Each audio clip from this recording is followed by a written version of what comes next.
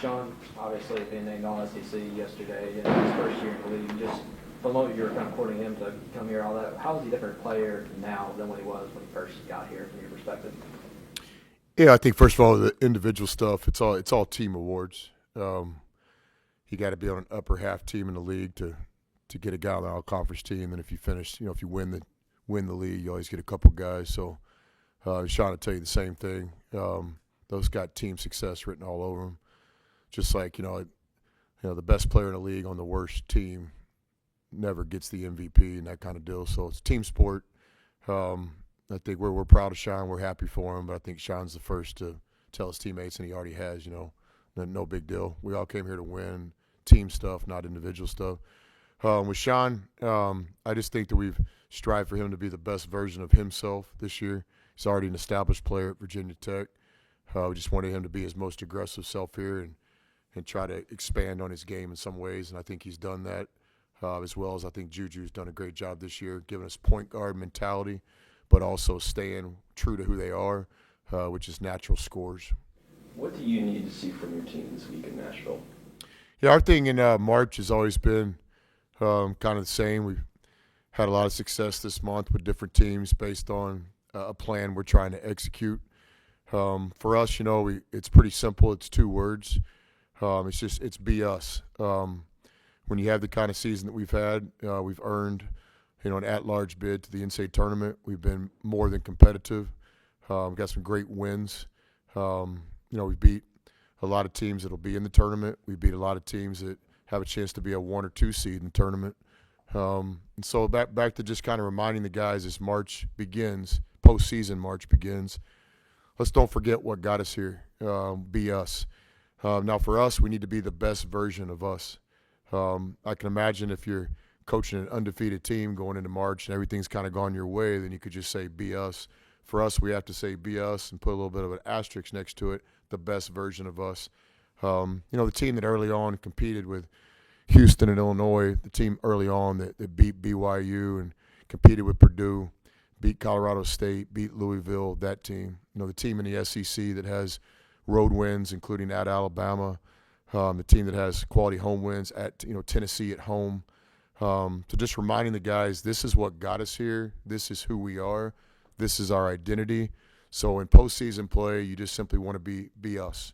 What you don't want to do is have guys try to do things they haven't tried all year, or have the team play in a different way than we have all year. So to me, it's always been that simple to describe, but challenging to get done. But I believe if we bring our best game, Ole Miss's best game on offense and defense that we've seen throughout the season, then we'll have a chance to be really competitive this month. Just being with this team all year, do you feel like you got a good locker room that will kind of keep that edge this week and not kind of let, like you said, knowing you're playing this week, filter in and maybe complacency sit in? Yeah, well, surely there won't be complacency. We have nothing to be complacent about. I would say that, and there's other coaches that can say the same thing. It's not coaches speak, but I think it is an important part of building a program that you got to state the obvious, and you got to keep building the program. So I think in a lot of ways the guys in our locker room feel like we've been disrespected. It took us a long time to get in the top 25. Then we get in there, we're one of those teams with one loss we're out, one win we're back in, and I know there's other teams that are worthy. So we're certainly not comparing ourselves to anybody else, but I would compare our resume to anybody in the country.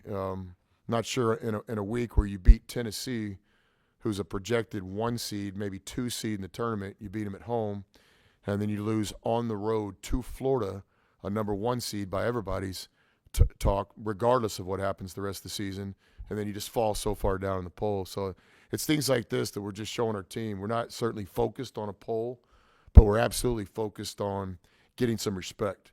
And like I tell the players, if you want respect, go get it. And we've done this a million times. We had to earn some national respect in our MTE way back in November by beating BYU, a team that has NBA players, a team that everybody knew was going to the tournament. We more than competed against Purdue. In our mind, was a game that we had a chance to win. So we're right back here in March. So complacent, no way. Like, we're still the team that's trying to prove that we belong in the arena. Interesting season. I'll let you guys do the work on that. No bad losses. a lot of wins against NCAA tournament teams. It's very well possible that when the bracket comes out that our resume is a team where the only games we lost this year on the scoreboard were to teams playing in the national tournament. That's a startling fact. Did we get the wins we needed to earn a great seed? I believe so, both on the road and at home. We competed in the SEC tournament, the SEC conference, and got 10 wins, a conference that some people, most people, are saying right now might be the best conference in the history of college basketball heading into the tournament. Now, ultimately, that will be depending on what happens with teams in March. So, again, not coaching speak, not getting on my box, but simply stating the fact that, yes, we have a motivated locker room. We have a lot of guys that still have a chip on our shoulder. There's teams in the top 25 final poll that we beat that have similar records, that we have more Tier 1 victories. So these kind of things is what I think fuels the chip on our shoulder. Now, ultimately, it's all talk. We have to go out and win our first game on Thursday. But we are a team that's fueled by a lot of things. As we build the program for Ole Miss, these are the things that we have to overcome. We have to overcome people's perception. 115 years of Ole Miss basketball. We're proud to be the 10th team that will play in the national tournament. We'd like to be the second team that ever won the Southeastern Conference tournament in Nashville. AK and those guys, and Murph and Marshall did that. So we're playing for a lot this week. Chris, obviously the competition over the last 2 weeks has kind of spoken for itself, with the top 5 teams and whatnot. And in 2 of those games, you mentioned specifically, quote, non-existent defense in those games. And, just you as the staff, were you able to identify kind of the specific shortcomings kind of within that? And what way are you able to address that over the past couple days? Yes, we have. I think team defense, it starts with the individual pieces. Each player that's out there, all 5 players have to do their job. We have to really play to our strengths. We have to improve our weaknesses. And then when you add the team aspect of it, there's 5 guys out here, so now we got to play together. You might get driven off the bounce. I'm going to be there to help you. You might need some help on that rebound. You've got him one-on-one. Let me help this guy. So it's like the individual piece of defense, everybody doing their job, and then 5 guys playing together, connected. It all starts with effort, attitude, and body language. Some of our defensive mistakes, like every team in the country, is just effort. We talk about transition defense. If we're not willing to run from A to B as fast as you can possibly run, then there's not much to talk about tactic-wise. The rebounding game, same thing. If you're not willing to go hit your man, there's not much we can talk about tactic-wise. So yes, we've been a good defense all year long. We've been nationally ranked defensively most of the season. We've been more competitive kind of in the categories in the SEC, so it's an improved defense over year 1, but now it has to show up in March, and it has to be the best version for us to have a defense that can, make a run here this month. You get that vibe. What's your approach? You take in that game tomorrow, or you just kind of be with your staff and kind of focus on your own football? Yeah, a little bit of both. I think we play the winner of the 12 o'clock game tomorrow. So, yeah, the rules allow us to live scout this time of year, which is cool. Back in my small college, junior college, and NCAA Division II days, live scouting was a big part of what we did. Obviously, they have rules against us now, but now that we're in tournament play, we'll be able to have some staff members watch that game in person. What are you really picking up this time of year? Not much. Most coaches will make a couple of adjustments for postseason play, so hopefully we'll be able to see those things with our own eyes. With our team, it's just kind of putting the week together with one extra day. Valuing practice and rest. And so, is the bye a deal? That's a question. There'll be a team tonight playing for a championship that's playing the 5th game in 5 days. So, what's more important, momentum and having a chance to play the night before, or what's more important, the rest? That's a coin flip. Everybody's got a different opinion on that one. Coach, you've made deep runs into, March Madness before, into the big tournament. Is there like a similar message that you have from making those deep runs with those teams back at Tech that you're providing with this year's program, or is it just you have a different group, so you have a different message for them? Yeah, I appreciate the question. I mentioned it earlier today. It's really a twofold thing for us. It's real simple.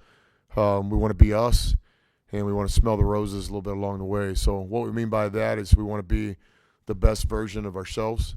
If you're a good team like we are, it's an at-large bid team. Then we just want to remind the guys these are the things that contributed to us having a good season. These are the things that we're going to have to do to have a good season in March. So it's just be us on both sides of the ball, be us with our culture, our preparation, our process, I think people make a mistake when you try to make changes and you act different than you've acted all year. Now, obviously, if you're a low seed coming in and you're a team that hasn't had a good season, then the whole BS wouldn't be it. And fortunately, I've never been on that side of the coin. So for us, it's like we're coming off a good season. We got to be us, the best version. The second thing we describe it is smell the roses. We want to have fun right now. I mean, guys make a lot of sacrifices to play in meaningful games in March. You know, not much of a summer break, no Christmas break, no spring break, full-time student academic responsibilities, full-time student athlete responsibilities. So when you get here, you know, you got to enjoy it a little bit. I think you make a mistake if you just go into total, you know, business lockdown. Is this a business trip to Nashville? Yes, of course. But on the time outside of the business, we want to enjoy it, whether it's the team dinner or the bus ride or the victory celebration or the film session. You know, we want to enjoy these things. So we tell our guys along the way, we want to play as long as we can in Nashville. We want to play as long as we can in the national tournament. And so our terminology is kind of smell the roses along the way. Just urging our seniors to understand that this is their last moments in college basketball. We hope this thing extends all the way to April, but just kind of smelling the roses along the way. We've worked so hard to get here. We all understand the importance and the desire to play our best games, but you know, you got to have some fun along the way too. So that's always been our model for March. Be us and smell the roses. How beneficial is it to have an older team this time of year? You know, I think there's a relationship in college basketball. I've said it before, between experience and winning. Ultimately, when the ball goes up Thursday, none of that really matters. Any advantage or disadvantage we had is all up to preparation to the game. When the game starts, it doesn't matter what the stat sheet says in the regular season. It doesn't matter what the age on somebody's birth certificate says. Now it's going to be about the team that plays best in that 40 minutes. But we hope that experience could be a factor. We've got some guys that have played in the NCAA tournament. Barnes, Juju, and Sean have all played in the NCAA tournament. We have some guys that have played in the SEC tournament. So, yeah, we tap back on that. Some of the guys that haven't played in these meaningful games in March, we try to help them the best we can by explaining it to them the best we can, you know, what this stage is going to be like. All right, thanks, guys. Thanks.